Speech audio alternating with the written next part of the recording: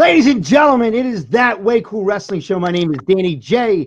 We are right here on the DJB Productions Network. Make sure you hit the subscribe button, hit the notification bell, leave some comments. It is Royal Rumble weekend. We are so excited. We wanted to bring this show out to you today. We have a bunch of shows coming out based on the Royal Rumble, and I hope you guys are going to enjoy it. But first, let's bring up who we got on this show. We got my man, Mad Mark Lindsay. Good morning, everybody. Live and in color, we got Mad Mark Lindsay.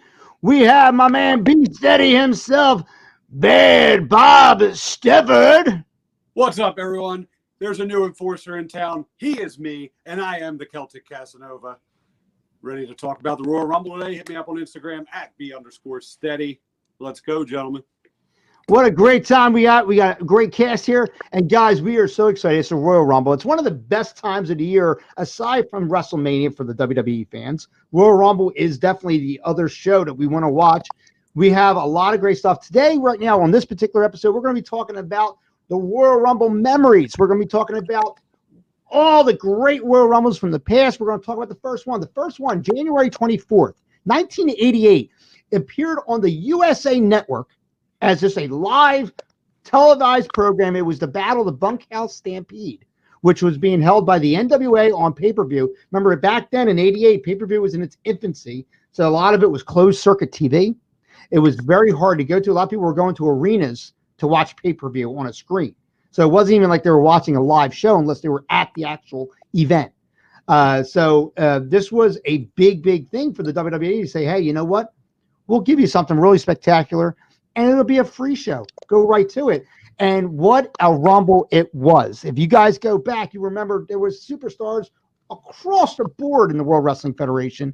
It was eventually won by Hacksaw Jim Duggan as he backdrops the one-man gag over the top rope as the last entrant into the Royal Rumble, and it becomes the first Royal Rumble winner.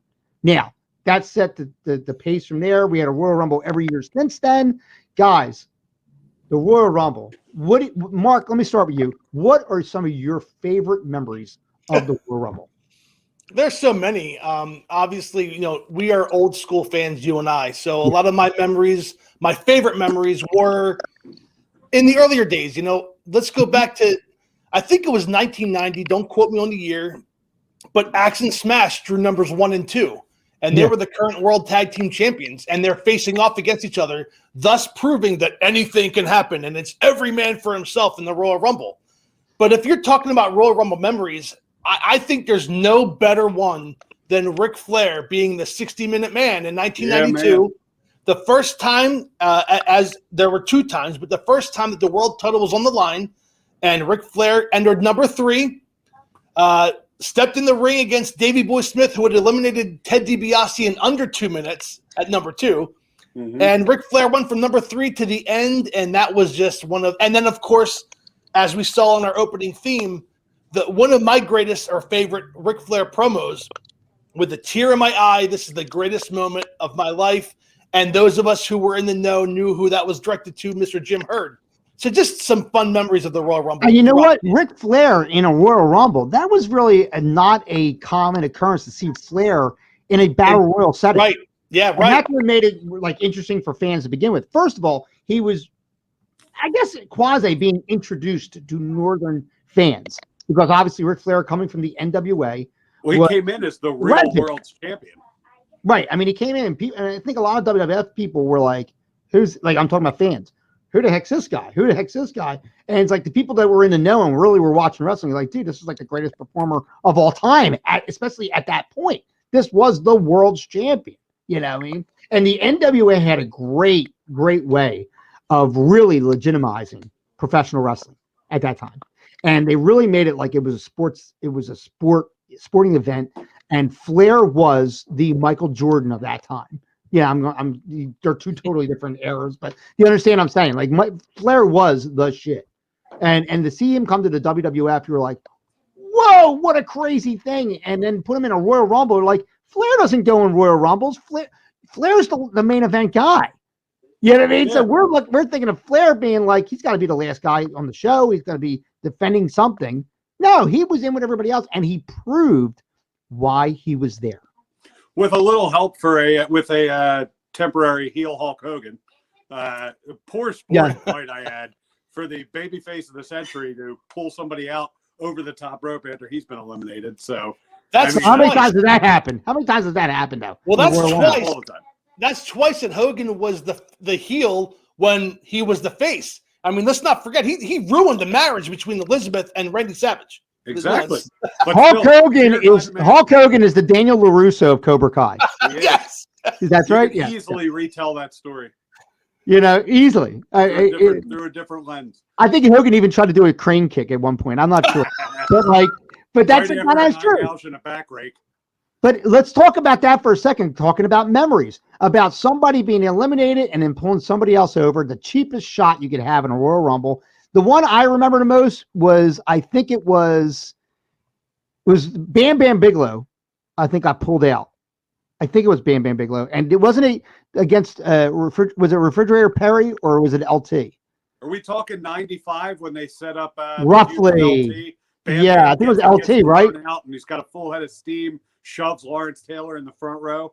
Yeah, I think that's what it was. That was. But no, I lie. No, I lie. I'm mixing my memories up because once again we're getting older. I think it was Refrigerator Perry. Didn't he pull out like Big John Studd or somebody like that? Oh, that's WrestleMania 2. You're talking Battle Royal, man. Come on, Dan. It was a Battle Royal, and that's what happened. It was a Rumble. I don't give a frick what it was. It wasn't a Rumble. It was a Rumble. It was a Battle Royal. It's the same thing. Why is okay? Here you go. Once again, memories. Why is the Royal Rumble different / better than a Battle Royal? Because a lot of generic fans can say, "Well, they're both Battle Royals. Why should I care about the Royal Rumble?" Bob, do you mind if I take this? Can I take this? Okay, Mark, take this. I'm sorry, Bob. I apologize. I don't want to overstep. Bob, we're so excited about this. The new guy. It's all right. I'm sorry. I apologize. And there's one reason why, and I'm sorry. I'm gonna spoil it for you.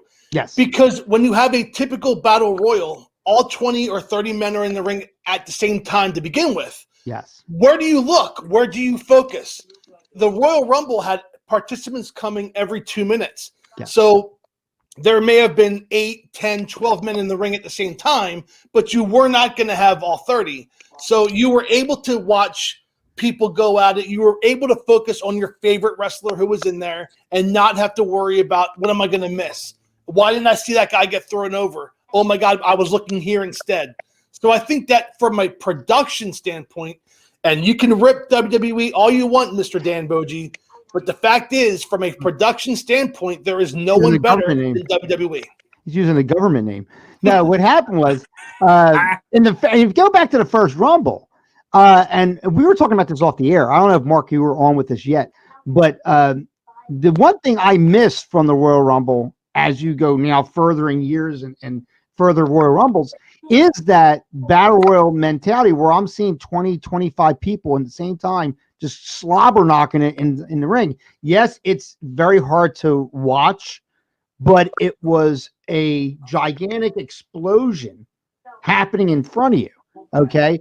I don't think fans back then had the wrestling ADD that they do in later years. I think we wanted to see this craziness. And granted, let's break it down as non-fans for a second. You have 25 guys in there, say, of the 30. It's elbow room only. You can barely throw a punch. You can barely kick, right? You don't know where to look. You're doing this the whole time, right? Watching it. It was an amazing sight because you saw all that beef in there at the same time. Everybody's fighting everybody.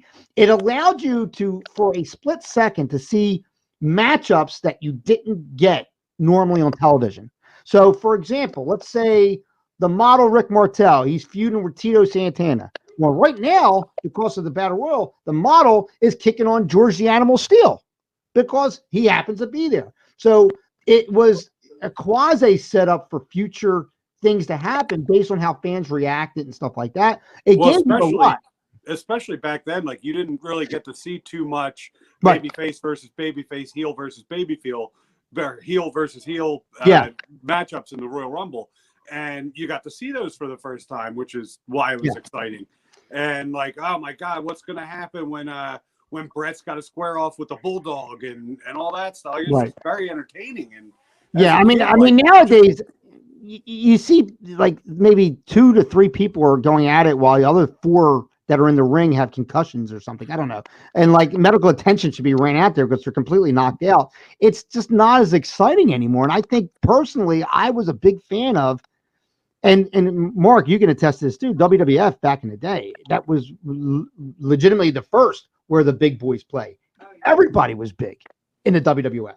Mhm. Everybody was. They were larger than life. NWA had guys like Magnum TA and Tully Blanchard and Arn Anderson, these more concealed kind of football player build guys that were wrestlers, but everybody was 7 feet tall in the World Wrestling Federation, especially when you're a kid.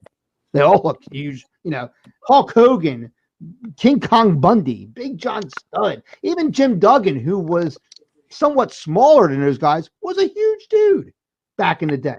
And to see him go against the one-man gang who was huge back then, it was just so incredible to see these larger than life, huge men just completely battling for it. And I think that's lost on today's quote unquote Rumble, Mhm.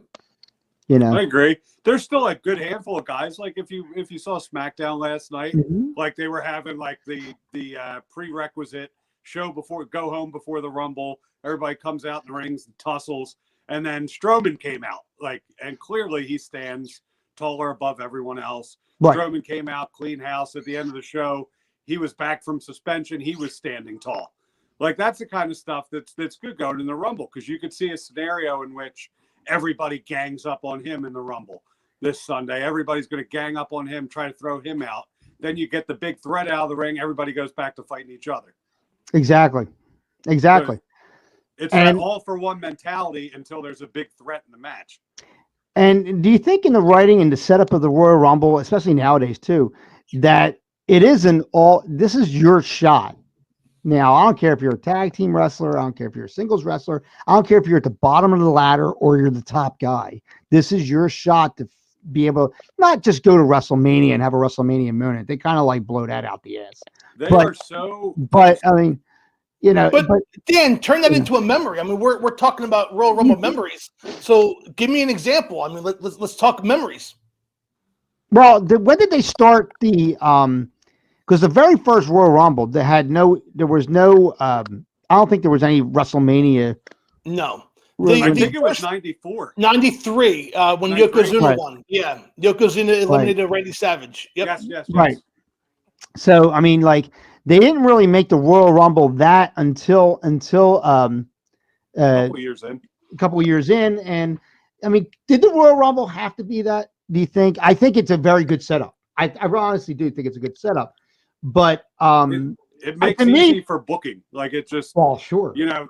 already have your guy who's entitled to something, and then create a backstory going into it. But you know what, though? I think where they lose it, and you guys can differ with me or not, but I think where they lose it, even if it's just for WrestleMania, okay, this is their opportunity to throw anybody in that shot just to kind of give them a little push. Doesn't even have to be a feud. Like, let's say, for example, name somebody that really didn't get a World Wrestling Federation title shot. Cesaro. Who? Cesaro. Right? Well, okay. We'll use that for a second. Right, Just keep for it the somewhat argument. in the now. Yeah, yeah. So he wins the Royal Rumble out of nowhere. Nobody expects him to win the Royal Rumble. He wins the Royal Rumble. He goes on to WrestleMania, has his world title shot, wrestles a half decent match, and loses. But that set up somebody to look at him and then maybe elevates his mid card level. You understand what I'm saying? Like, in other words, I don't think it needs to be, I'm fighting with you, Mark, for the last 6 months. I'm going to go to the Royal Rumble. I'm going to beat 30 guys, and I'm still going to fight you afterwards. Like, I think that's like very lazy writing. You know what I mean? In that sense, I think the one thing that the NWA really did well, and this is why Ric Flair was such a crucial person to bring in, was that Flair defended against anybody and everybody, from Ricky Morton to Bill Mulkey to Dusty Rhodes. You see what I'm saying? Like, anybody had a shot at the world title and they got put down accordingly, or whatever the case would be. But that's my point, is that they have an opportunity to really do something with the main event at WrestleMania that's going to help somebody maybe in a mid-card level or just in another storyline. I don't think WrestleMania has to be the storyline, because isn't that the end of the year? That's usually Well, the restart. maybe that's something we take a deeper dive into when we get into closer to a WrestleMania episode of the Way Cool Wrestling Show.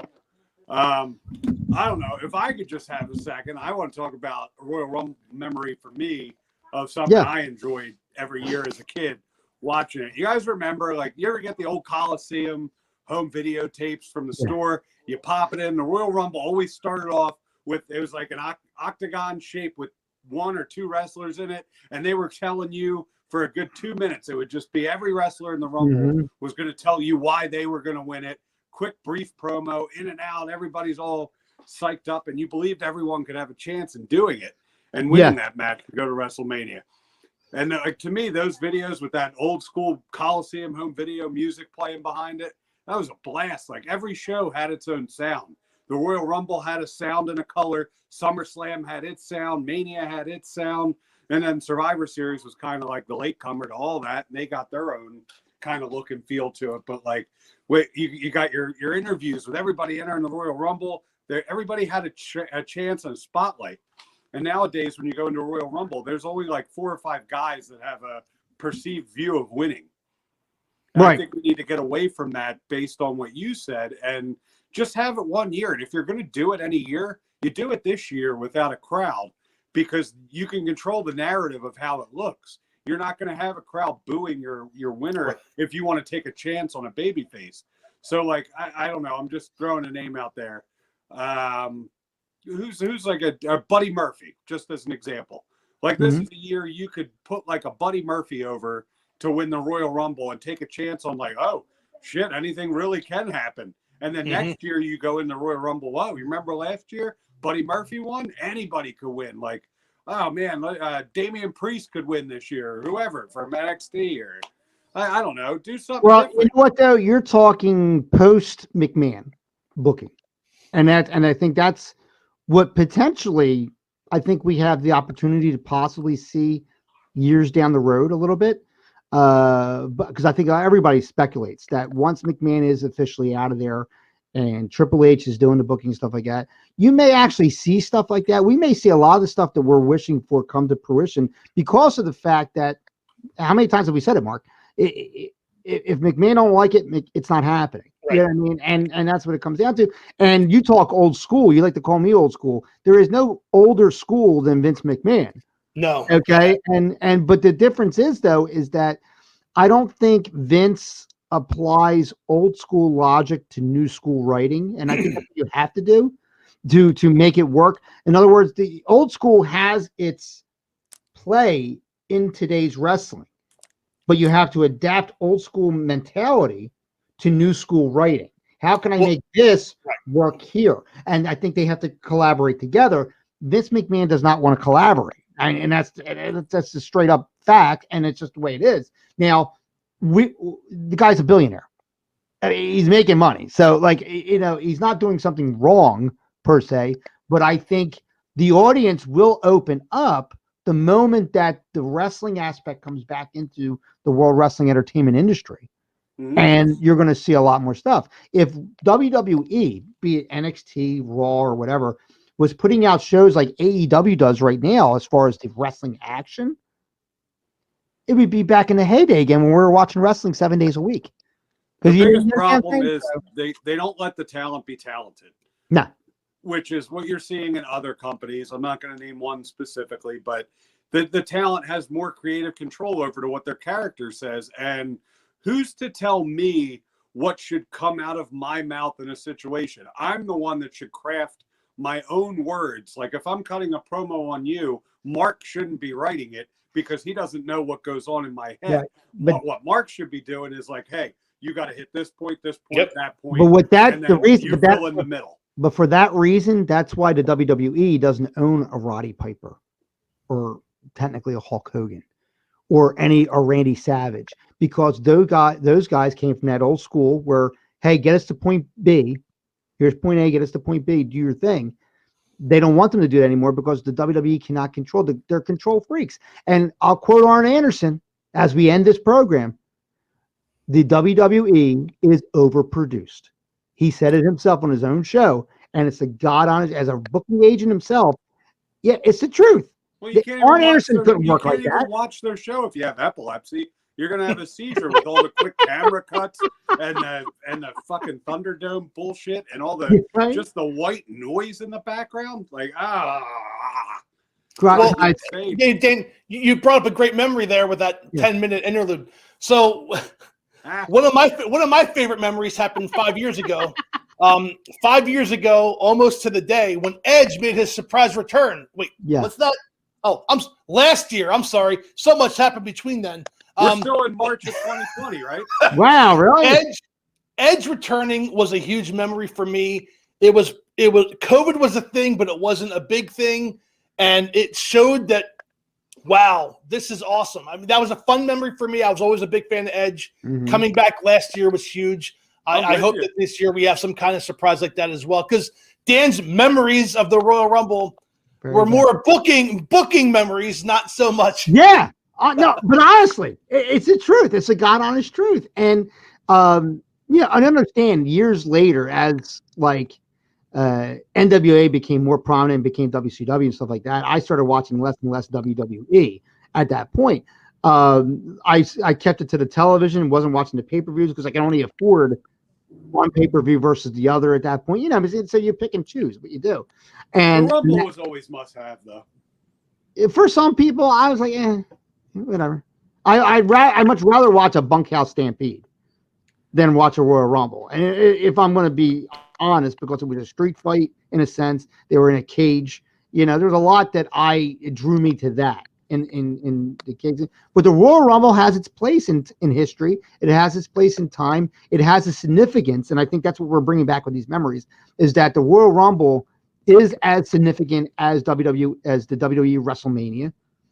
I think it's as big as WrestleMania in a sense, especially in latter years. WrestleMania, I don't think is anywhere near the hype that it should be, at least back in the day. There's no way that this year's WrestleMania will be ever as huge as WrestleMania 3, as WrestleMania 2. You understand what I'm saying? So, like, I think the Royal Rumble was able to step in and say, you could argue we're a big show. It's a bigger show. And it has more significance. And now we have 2 Royal Rumbles going on and stuff like that. And I think it's great for the women. And I think that sounds so chauvinistic. Oh yeah, let's give them something too. But it's a great thing for the fans to be able to watch this. And I think to make it a Royal Rumble themed night and not just have that be one match and that's it. And you bark it up with a bunch of other singles matches or whatever. I think having the Royal Rumble be the Royal Rumble, let them go at it. Guys, we got more Royal Rumble episodes coming up here. We're going to be talking about the stars. We're going to be talking about today because we're in Royal Rumble weekend, guys. This is Royal Rumble weekend. So, guys, hit that notification bell. Hit that subscribe button down below. Tell us your favorite memory of the Royal Rumble down in the comments below. We want to hear from you guys. And make sure you check us back for the next episode, which will be the Royal Rumble Stars. Guys, for Mark Lindsay, for Bob Be Steady Stefford, my name is Danny J. It's That Way Cool Wrestling Show. We'll catch you at the matches. The proceeding was produced by DJB Productions. Go to www.thatwaycoolwrestlingshow.com.